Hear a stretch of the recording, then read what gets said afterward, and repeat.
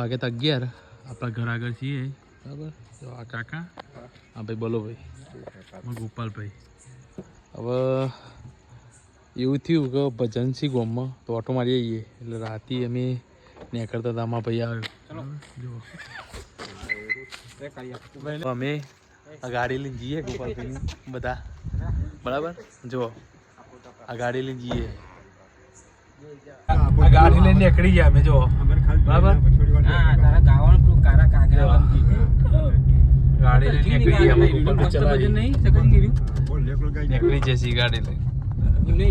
ભજનમાં આવી ગયા હતા કાકુ બધા ગાડી